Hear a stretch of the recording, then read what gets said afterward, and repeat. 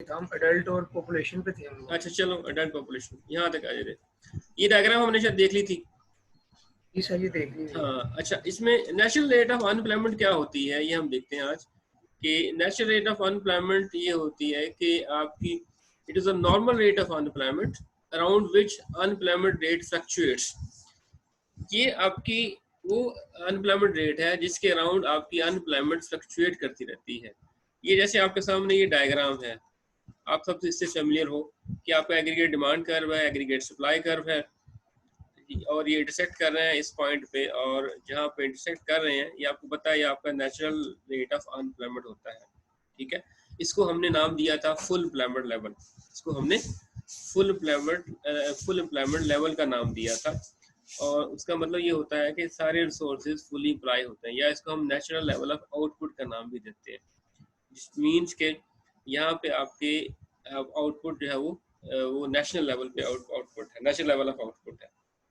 ठीक है, अब ये जो this is your national rate of unemployment, आपकी अनएम्प्लॉयमेंट इससे ज्यादा हो सकती है। कैसे ज्यादा होगी ये आपको पता है, ये आपका लॉन्ग रन सप्लाई कर्व है। ठीक है, अगर फर्ज करो आपका ये long run supply curve shift कर गया यहाँ से इस तरफ, तो इससे क्या होगा, जब ये शिफ्ट कर गया तो आप देख रहे हो आउटपुट बढ़ी है, आउटपुट बढ़ी है तो अनएम्प्लॉयमेंट कम हो गई है। जी जी, तो ये बता दें लेफ्ट शिफ्ट कर रहा है कि राइट शिफ्ट कर रहा है, राइट और राइट इसका right output right shift sir कर के रहा साथ बोलना करे आप बोला साथ है बोलना ना, करे जब आपको नजर आ रहा है ना बेटा, मैंने राइट वाला ट्राई किया, इसका मतलब राइट शिफ्ट कर रहा है, ये तो अब नजर आ रहा है एरो आपको। एरो आप बना लिया करो साथ। बिल्कुल बनाया है मैंने, अभी देख लो, ये आपको नजर आ रहा है कि मैंने अभी ड्रॉ किया है, तो ये राइट शिफ्ट कर रहा है। ये राइट शिफ्ट कर रहा है तो इसका मतलब ये हुआ कि अब आपकी जो आउटपुट है वो ज्यादा हुई है, तो अनएम्प्लॉयमेंट गिरी है। अगर ये लेफ्ट शिफ्ट करेगा, सपोज ये लेफ्ट शिफ्ट कर रहा है, जब ये लेफ्ट शिफ्ट करेगा तो फिर अब आपकी आउटपुट कम होगी। जब आउटपुट कम होगी तो अनएम्प्लॉयमेंट वो ज्यादा हो जाएगी। ठीक है, ये आउटपुट कम हुई तो इसका मतलब आपकी जो अनएम्प्लॉयमेंट है इस पॉइंट के इर्द गिर्द घूम रही है, कभी लेफ्ट पे कभी राइट पे, कभी कम ही ज्यादा। तो ये जो पॉइंट आपका है that is called natural level of unemployment. मतलब ये वो अनएम्प्लॉयमेंट है जो हमेशा रहती है, जैसे मैंने बात की थी लास्ट लेक्चर में कि बेशक आपके यहाँ जितनी मर्जी आपकी अच्छी इकोनॉमी हो, अमेरिका की इकोनॉमी हो, यूरोप की हो, या किसी थर्ड वर्ल्ड कंट्री की, कुछ ना कुछ अनएम्प्लॉयमेंट रहती ही है। ठीक है, तो आपकी अनएम्प्लॉयमेंट इस पॉइंट से लेफ्ट राइट मूव करती रहती है, कभी इससे आगे कभी ऊपर कभी नीचे। ठीक है, जस्ट लाइक अगर मैं इसको इस तरह ड्रॉ करूं तो ये आपका सर्च करो एक आपका नेशनल लेवल आउटपुट है, तो आपकी अनएम्प्लॉयमेंट इससे इसके इस तरह मूव करती रहेगी, कभी ऊपर कभी नीचे, कभी ज्यादा कभी कम, कभी ज्यादा कभी कम। ठीक है, तो ये जो मूव कर रही है ऊपर इसको हम कहते हैं साइक्लिकल अनएम्प्लॉयमेंट। ये साइकिल चल रहा है। ठीक है, कभी अनएम्प्लॉयमेंट ज्यादा हो गई, कभी कम हो गई, कभी ज्यादा हो गई, कभी कम होगी। और ये जो स्ट्रेट लाइन है, ये जो straight line that is called natural level of unemployment, that is called natural level और natural rate of unemployment. Clear हो गया? सर ये लाइन की नहीं समझ आई अभी जो आपने ये वो लाइन है आपकी, ये वाली लाइन है आपकी, दिस वन। मैं इसको कलर चेंज कर लेता हूँ इसका। Full rate of employment. जी जी, ये आपकी ये जो लाइन है आपकी, ये लाइन आपकी ये है जो आपकी ये वाली लाइन है, that is natural rate of unemployment. ठीक है, राइट। और आपकी अनएम्प्लॉयमेंट इस नेचुरल रेट ऑफ अनएम्प्लॉयमेंट से ऊपर नीचे मूव करे, कभी ज्यादा कभी कम हो जाती है। ये जैसे जस्ट लाइक दिस वन, ये कभी लेफ्ट पे कभी राइट पे, कभी लेफ्ट पे कभी राइट पे फ्लक्चुएशन हो रही है ना। तो ये जो लेफ्ट राइट मूवमेंट है ये आपकी साइक्लिकल मूवमेंट है, इसको कहते हैं साइक्लिकल अनएम्प्लॉयमेंट। ये जो स्ट्रेट लाइन है आपकी that is your natural level of natural rate of unemployment. Clear हो गया? जी, आगे हम आगे चलते हैं। अभी आगे आपके सामने ये एक और डायग्राम है जो हम जिसे हम काफी हमारा व्हाट्सएप पढ़ा है। ये वही डायग्राम है जिसे हमने पहले भी इस पे जब हमने नेशनल लेवल इक्विलिब्रियम किया था, तो आपके सामने ये डायग्राम नजर आ रही है आपको। इसमें क्या है कि आप देख रहे हो कि ये आपका long run aggregate supply curve है, ये आपका शॉर्ट एग्रीगेट सप्लाई कर्व है, ये आपका एग्रीगेट डिमांड कर्व है, और this is your natural level of output. ये आप सारे इससे फेमिलियर हो। This is your natural level of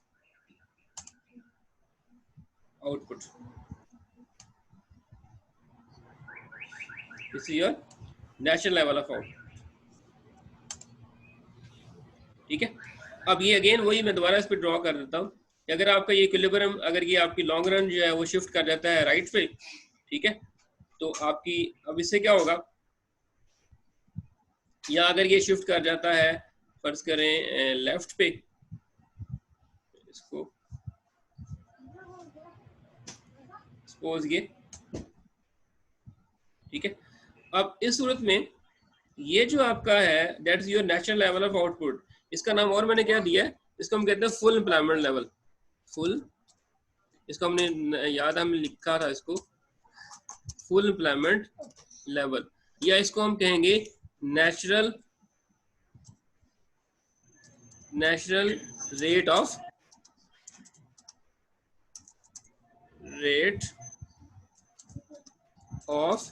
unemployment, ठीक है, अनएम्प्लॉयमेंट में शॉर्ट लिख रहा हूँ, राइट। ये जो आपका पॉइंट है दिस वन, ये वाला, ठीक है। और ये जो आपकी येलो वाली लाइन है, ये जो आपका पॉइंट है, ये जो नेचुरल रेट ऑफ आउटपुट है, इसको हम नेचुरल रेट ऑफ अनएम्प्लॉयमेंट भी कहते हैं, ठीक है। अब आपके लेफ्ट राइट मूव कर रहा है, ये जो आपका कर्व है आपका इधर, अगर इधर मूव कर गया तो ये हो गया, जिसको हम कहेंगे कि above full employment level, unemployment कम हो गई।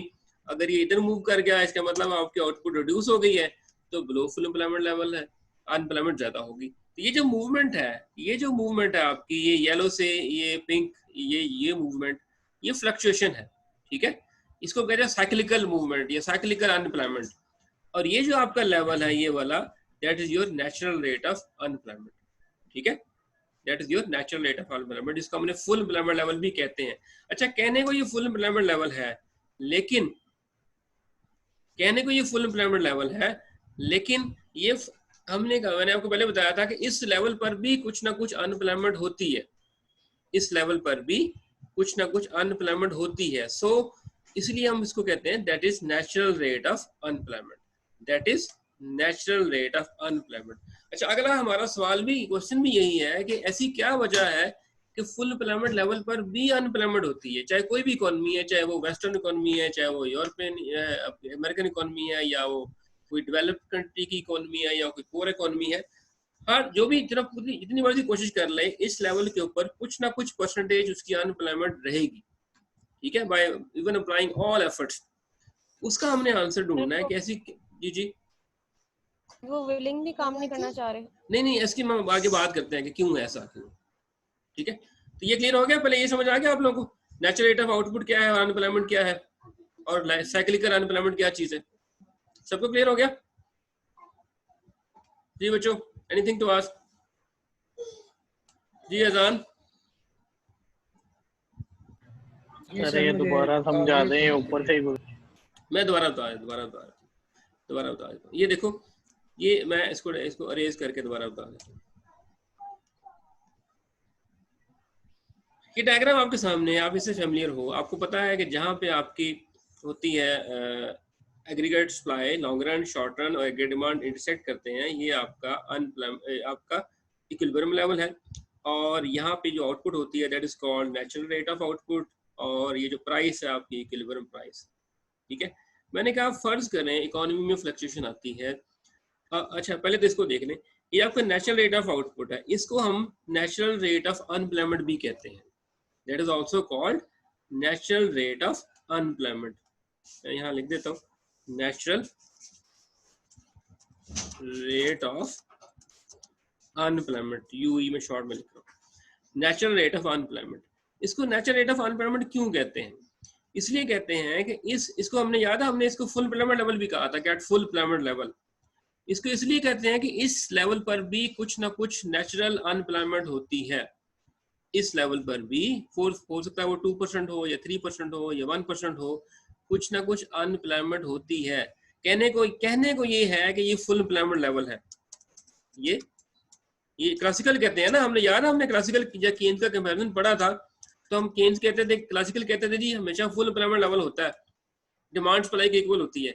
लेकिन कीन्स ने कहा था नहीं, ऐसा नहीं है, फुल एम्प्लॉयमेंट लेवल उससे अबव भी चला जाता है, अबव फुल एम्प्लॉयमेंट भी होता है और बिलो भी होता है। तो ये कहने को क्लासिकल कहते हैं कि फुल एम्प्लॉयमेंट लेवल है, आपके सारे रिसोर्सेज फुली एम्प्लॉयड हैं। लेकिन नहीं, ऐसा नहीं है, यहाँ पर भी नेचुरल रेट ऑफ अनएम्प्लॉयमेंट है। वो हो सकता है 2% हो, 3% हो या 1% हो, ठीक है। इसलिए इसको हम यहाँ पे इसके दो नाम आ जाते हैं, एक नेचुरल रेट ऑफ आउटपुट और दूसरा आ गया नेचुरल रेट ऑफ अनएम्प्लॉयमेंट, ठीक है। समझ आ गया क्यों भाई? ये क्लियर हो गया बच्चों? जी सर। समझ आ गया ना? जी। अब इसके आसपास जो फ्लक्चुएशन होगी, इसके लेफ्ट, इस पॉइंट के लेफ्ट पे हो या राइट पे हो, तो अनएम्प्लॉयमेंट बढ़ेगी या कम हो जाएगी। अगर ये मूव कर जाता है फर्ज करें राइट साइड पे, तो उसका मतलब क्या हुआ, आउटपुट बढ़ेगी, आउटपुट बढ़ी तो अनएम्प्लॉयमेंट गिर जाएगी।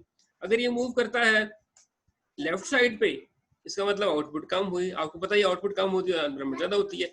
तो ये जो फ्लक्चुएशन हो रही हो, कभी ये लेफ्ट मूव कभी करे, कभी राइट, लेफ्ट राइट, ये जो फ्लक्चुएशन है अनएम्प्लॉयमेंट की, that is called cyclical unemployment. That is called cyclical unemployment. कि अनएम्प्लॉयमेंट का साइकिल जैसा साइकिल होता है ना, कभी व्हील ऊपर जा रहा था, कभी नीचे जा रहा था, कभी चीज ज्यादा होती है, कभी कम होती है, ठीक है। तो that is called cyclic unemployment. कभी अनएम्प्लॉयमेंट ज्यादा हो गई, कभी अनएम्प्लॉयमेंट कम हो गई। क्लियर है जी भाई? सबको क्लियर है? जी सर। जी ओके, आगे चलते हैं। तो अगर सर ये सिर्फ राइट साइड की तरफ मूव करता है तो उसमें फ्लक्चुएशन भी ज्यादा हो जाएगी ना? राइट साइड पे जितनी मूवमेंट है वो फ्लक्चुएशन नहीं है। जी जी हाँ बोलो। जैसे आपने बताया ना ये राइट साइड पे मूव किया और देन उसने लेफ्ट साइड पे किया मूव, हाँ तो इनके जो दरमियान में हुआ वो सारी फ्लक्चुएशन थी। हाँ, ये जो मूवमेंट है फ्लक्चुएशन ही है ना, कभी लेफ्ट कभी राइट, कभी अनएम्प्लॉयमेंट ज्यादा हो गई, कभी अनएम्प्लॉयमेंट कम हो गई। ओके सर, ठीक है। अच्छा आगे आ जाए इसके ऊपर। अगला हमारा क्वेश्चन जो है, क्वेश्चन हमारा ये है कि जी ऐसा क्यों है, वही हमारा सवाल है कि why there are always some people unemployed. जितनी मर्जी भी आप एफर्ट कर लें, कोई भी इकोनॉमी, चाहे वो रिच इकोनॉमी है चाहे वो पुअर इकोनॉमी है, हमेशा कुछ ना कुछ लोग अनएम्प्लॉयड जरूर रहते हैं। या एक और तरह से क्वेश्चन हम कर सकते हैं कि जी why does there always some unemployment, हमेशा अनएम्प्लॉयमेंट क्यों होती है, that is natural rate of unemployment क्यों एग्जिस्ट करती है। अच्छा इसका हमने अभी मैंने जैसे बताया आपको कि फ्री मार्केट इकोनॉमी कहती है, क्लासिकल कहते हैं जी आपकी प्राइस बड़ा इंपॉर्टेंट रोल प्ले करती है और डिमांड सप्लाई की इक्वल आ जाती है, ठीक है, ये कहते हैं ना। और इस तरह वो कहते हैं जी जब लेबर की बात की जाए तो वेजेस से लेबर डिमांड लेबर सप्लाई भी इक्वल हो जाएगी, so there is always full employment, ठीक है। लेबर भी फुल एम्प्लॉय होगी और गुड्स एंड सर्विसेज भी इक्वली होंगी, तो there is always full employment, classical कहते हैं। लेकिन हमने देखा अभी कि ऐसा नहीं है, yet the reality is different. Reality different है। There is always some workers without job, हमेशा कुछ ना कुछ परसेंटेज होती है वर्कर्स की जो कि जॉबलेस होते हैं, जो कि जॉब पे नहीं होते, ठीक है। उसकी वजह से फिर हमेशा कहीं ना कहीं अनएम्प्लॉयमेंट होती है। इसका मतलब ये हुआ कि अनएम्प्लॉयमेंट कभी भी कैन नेवर बी जीरो, ये जीरो नहीं हो सकती, ये फ्लक्चुएट करती रहती है। कभी फर्ज करो 1% हो गई, कभी 2% हो गई, कभी 4% हो गई, but it can not be zero, ये जीरो नहीं हो सकती। क्लियर? अब ये जीरो क्यों नहीं हो सकती, इसके पीछे क्या रीजंस हैं वो हम देखते हैं कि why it can not be zero. उसके लिए 3 रीजंस हैं हमारे सामने। उसमें सबसे पहले ये है frictional unemployment, number 1, number 2 structural unemployment and number 3 cyclical unemployment. Frictional unemployment ये शॉर्ट रन होती है, स्ट्रक्चरल अनएम्प्लॉयमेंट ये लॉन्ग रन है, और साइक्लिकल अनएम्प्लॉयमेंट जिसकी हमने अभी बात कर ली है ये साइक्लिकल है। कभी ज्यादा, जैसे आजकल आपको पता है कोरोना की वजह से बिजनेसेस जो है उतने नहीं चल रहे तो अनएम्प्लॉयमेंट ज्यादा हो रही है। अगर हालात बेहतर हो जाएंगे तो अनएम्प्लॉयमेंट कम होना शुरू हो जाएगी, बिजनेस स्टार्ट हो जाएंगे, लोगों को जॉब्स मिलना शुरू हो जाएंगी तो अनएम्प्लॉयमेंट ज्यादा हो जाएगी, कम हो जाएगी। तो दैट इज साइक्लिकल अनएम्प्लॉयमेंट, ठीक है। ये फ्लक्चुएशन होती है। 2 मेजर रीजन है हमारे सामने, फ्रिक्शनल अनएम्प्लॉयमेंट और स्ट्रक्चरल अनएम्प्लॉयमेंट। ये हम देखते हैं इसको, ये क्या चीज है। सबसे पहले हम बात करते हैं फ्रिक्शनल अनएम्प्लॉयमेंट की। जी जी पूछना कुछ? फ्रिक्शनल अनएम्प्लॉयमेंट क्या होती है? Unemployment that results because it takes time for the workers to search for the jobs that best suit their taste and skills. Unemployment जब आप फर्ज करें, मैं एग्जांपल देता हूँ कि आप में से इंशाल्लाह आप लोग 4 साल के बाद जब आप यहाँ से बीबीए करके पास आउट होकर निकलोगे तो आपको अपनी मर्जी की जॉब ढूंढने में टाइम लगेगा, मतलब आपकी हाई होप्स बड़ी हाई होती हैं। जब बंदा नया नया पास होकर निकलता है, डिग्री हाथ में होती है, तो बड़ी ऊंची ऊंची होती हैं आपके टारगेट होते हैं कि मैंने जनाब ऐसी जॉब करनी है, ढूंढनी है जिसमें मेरी लाख रुपये सैलरी हो और मुझे 9 to 5 वर्किंग आवर हो और वीकेंड भी ऑफ हो और बोनसेस भी मिले हों और जनाब वो मुझे 2 साल के बाद गाड़ी भी दे दें। ठीक है, तो ये सारी बड़ी होती है। आप अपनी चाहते हो कि अपनी मर्जी की जॉब ढूंढो, टेस्ट जो आपके स्किल और आपके टेस्ट से मैच करती हो। मतलब आपकी अगर स्पेशलाइजेशन सपोज एचआर है या फाइनेंस है या सप्लाई चेन है, तो आप उसके चाहोगे कि आपको वही जॉब मिले जिसकी आपकी स्किल है, जो आप काम जानते हो। ठीक है, और अपनी मर्जी की जॉब ढूंढना चाहते हो अपने स्किल और टेस्ट के मुताबिक। तो वो जो आपको टाइम लगेगा, मतलब आप पास आउट होके निकले, आपको 2 महीने लगे जॉब ढूंढने में, 3 महीने लगे, 4 महीने लगे, ठीक है, जब तक आप अनएम्प्लॉयड रहोगे, that is called frictional unemployment. That is called frictional unemployment. That is called frictional unemployment. Clear? तुम्हें समझ आ गया? Because it takes time for the workers to search for the jobs। कि आपको नई जॉब सर्च करने के लिए जो आपको टाइम लगा और उस टाइम तक आप बेरोजगार रहे, तो that is called frictional unemployment. ये शॉर्ट रन होती है। शॉर्ट रन मतलब ये 2 महीनों हफ्तों में ये खत्म हो जाती है। जैसे अगर आपको जॉब ढूंढने में कितना दिन लग सकती है, पहले आपको बड़ी हाई होप्स होंगी कि मुझे लाखों वाली जॉब मिले, फिर लाखों पे आप 1000 रुपये आ जाओगे, तो वो आप कहीं ना कहीं जॉब आपको एडजस्ट हो ही जाएगी अगर आप में थोड़ी बहुत स्किल है तो ये चीज जो है वो कुछ टाइम के बाद, हफ्ते महीनों के बाद ये खत्म हो जाएगी। ये शॉर्ट रन है, it is a short run problem, matching problem. ठीक है, समझ आ गया? सो जॉब ढूंढने के लिए जो आप जॉबलेस हो जाते हो या घर बैठ जाते हो, घर बैठ के जॉब ढूंढ रहे होते हो, तो that is called frictional unemployment. Clear? जी समझ आ गया? जी सर। अच्छा, दूसरा है स्ट्रक्चरल अनएम्प्लॉयमेंट। ये क्या होती है? The unemployment that results because number of jobs available in some labor market is insufficient to provide a job to everyone who wants one। कि आपके मुल्क में जॉब तलाश करने वाले, जॉब लेने वाले बहुत सारे लोग होते हैं, लेकिन नंबर ऑफ जॉब्स कम होती है। जॉब्स कम है लेकिन जॉब ढूंढने वाले लोग, काम करने के लिए तैयार है जो लोग, वो बहुत ज्यादा होंगे। तो that is called structural unemployment. That is called structural unemployment. ठीक है, कि नंबर ऑफ जॉब्स कम है लेकिन जॉब जो लोग तलाश कर रहे हैं, ढूंढ रहे हैं, वो ज्यादा है, अनएम्प्लॉयड लोग ज्यादा है। That is called structural unemployment. ये क्यों होता है? ये इसलिए होता है because the portion of the unemployment is due to the change in the structure of the economy that results in significant job loss. आपकी इकोनॉमी का स्ट्रक्चर चेंज हो गया। चेंज कैसे हुआ? जैसे आप पहले मैनुअल काम करते थे, आपने मैनुअल काम से कंप्यूटराइज सिस्टम शुरू कर दिया, टेक्नोलॉजी आपने चेंज कर ली। आप पहले एग्रीकल्चर सेक्टर में, हमको पता पाकिस्तान की 70% 60% आबादी जो एग्रीकल्चर से वाबस्ता है और हमारी तकरीबन 20% जो है वो जो जीडीपी का वो एग्रीकल्चर सेक्टर से आ रहा है। आपने ये फैसला किया कि हमने एग्रीकल्चर की बजाय इंडस्ट्री को ज़्यादा हमने उसको इम्प्रूव करना है, ग्रो करना है। तो फिर आपकी जो लेबर है, वो लेबर जो एग्रीकल्चर सेक्टर से वाबस्ता है, वो तो इंडस्ट्री में काम नहीं कर सकती, उनके पास वो स्किल नहीं होगी। ठीक है, तो वो जब तक वो स्किल हासिल नहीं कर लेगी तब तक वो बेरोजगार रहेगी। ठीक है, तो वो जो अनएम्प्लॉयमेंट है that is called structural unemployment. या फिर आपको पता है जैसे आज से 15-20 साल पहले बैंक्स वगैरह में मुख्य जगह पे मैनुअली लोग काम करते थे, कंप्यूटर का यूज कम था। अब आहिस्ता आहिस्ता कंप्यूटर का यूज बढ़ना शुरू हो गया। जहाँ पे 3 बंदे काम करते थे, वहाँ कंप्यूटर ने 3 बंदों को फारा कर दिया, 1 बंदा रह गया, 2 निकल गए। तो जो 2 बंदे निकल गए, वो उसी निकले क्योंकि वो कंप्यूटर चलाना नहीं जानते थे, वो कंप्यूटर से वाकिफ नहीं थे। ठीक है, तो जब तक वो कंप्यूटर स्किल हासिल नहीं कर लेंगे तब तक वो बेरोजगार रहेंगे। तो that is called structural unemployment. ये लंबे टाइम तक रहती है, ये लॉन्ग रन फिनोमेना है। ठीक है, इसको आपको लोगों को नई स्किल हासिल करने में ज़्यादा टाइम लगेगा, अडॉप्ट करने में। तो that is called structural unemployment. Clear है सबको?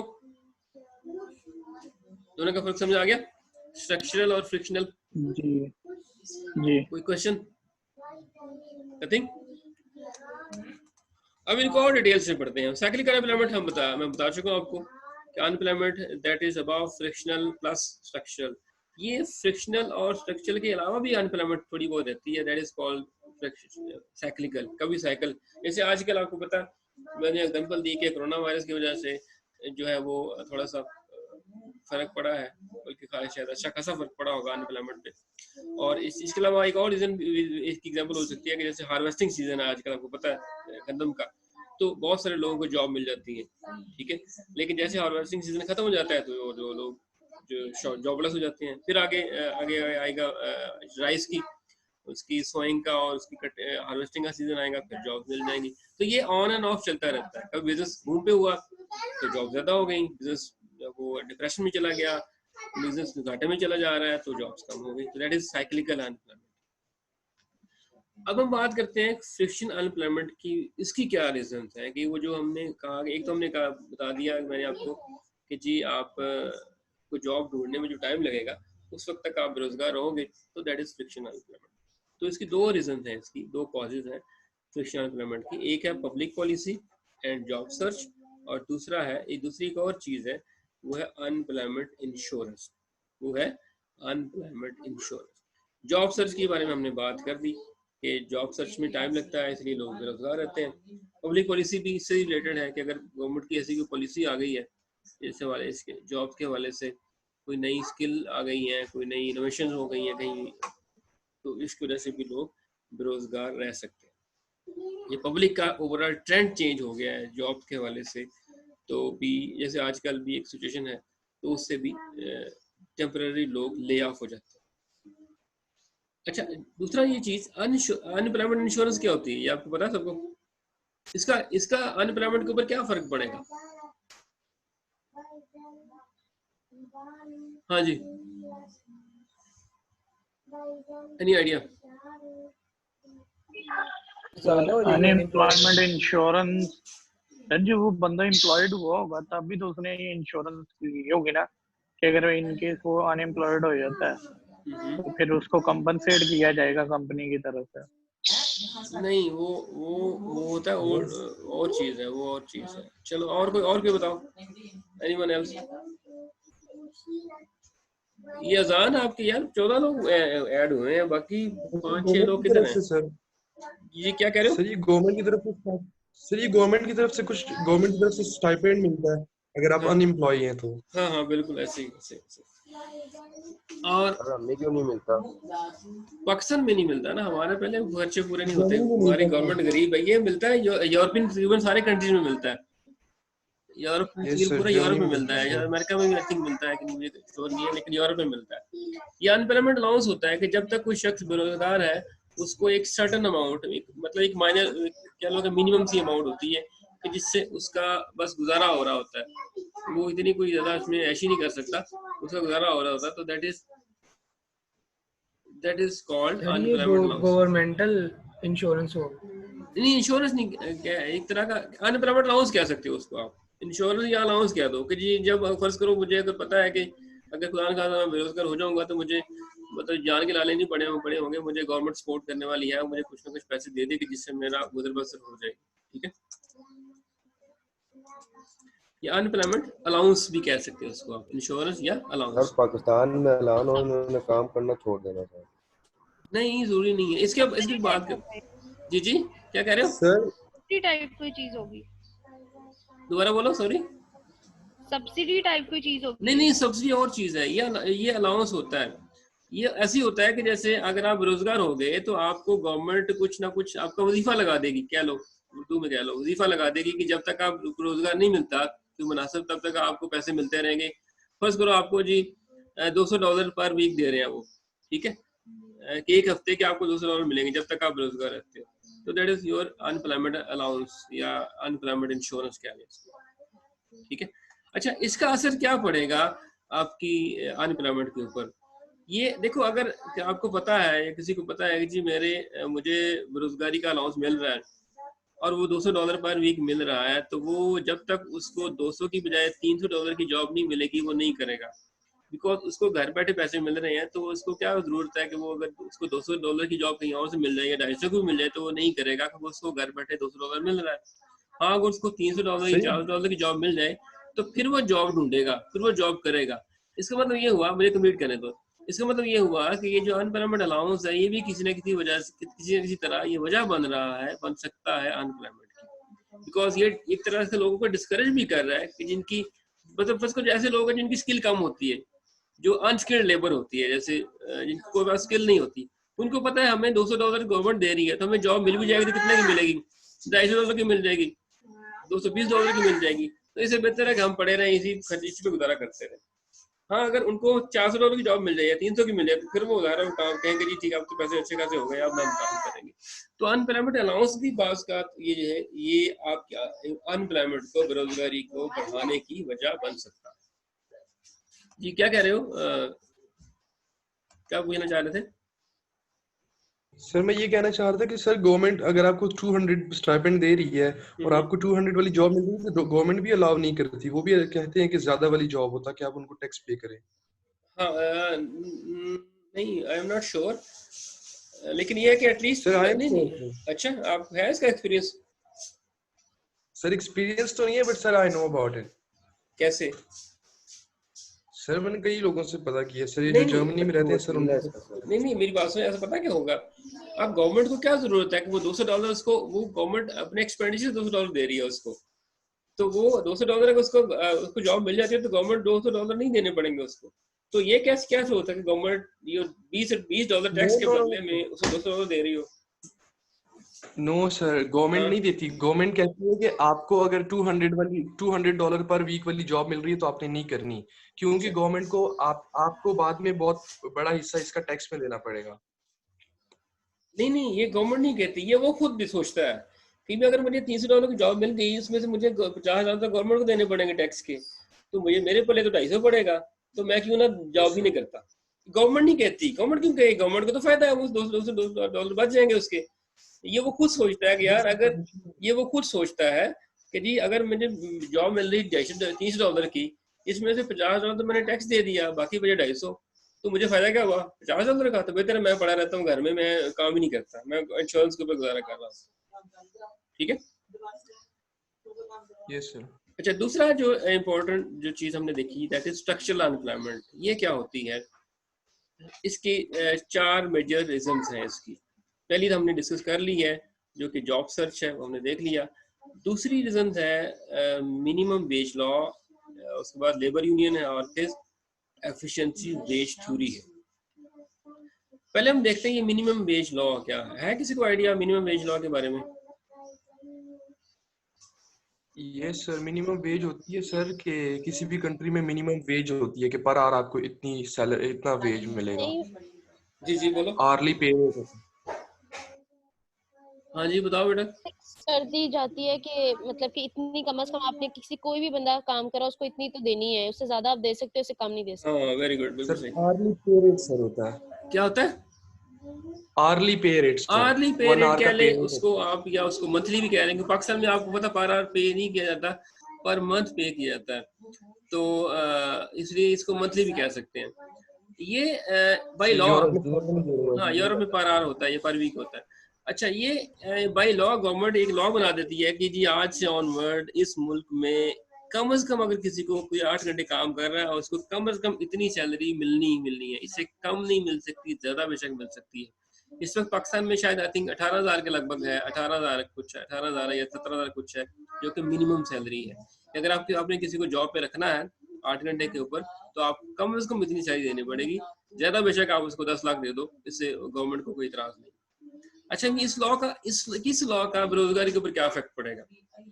A minimum wage law forces the wage to remain above the level that balances supply and demand. It raises the quantity of labor supply and reduces quantity demand as compared to equilibrium level. अच्छा, ये आपको अजीब लगेगा कि minimum wage law जो है ये भी वजह बन सकता है अनएम्प्लॉयमेंट को बढ़ाने में। क्यों? इसमें हम बात करें, ये डायग्राम आपके सामने है, ये डायग्राम को जरा गौर से देखना। आप देख रहे हो कि ये आपका लेबर सप्लाई कर्व है, ठीक है। ये ऐसे ही जैसे आपको सप्लाई कर्व होता है, माइक्रो में पढ़ा है आपने।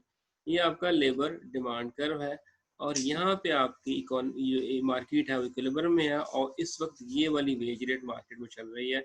इसका मतलब है यहाँ पे किसी किस्म की कोई अनएम्प्लॉयमेंट नहीं है, जितनी सप्लाई है लेबर की उतनी ही डिमांड है, और इस वक्त इतनी लेबर मार्केट में काम कर रही है, ठीक है, और इस वेज रेट के ऊपर काम कर रही है, ठीक है। लेट्स से ये जो वेज रेट है सपोज ये है सपोज 15,000 है, 15,000 रुपए है।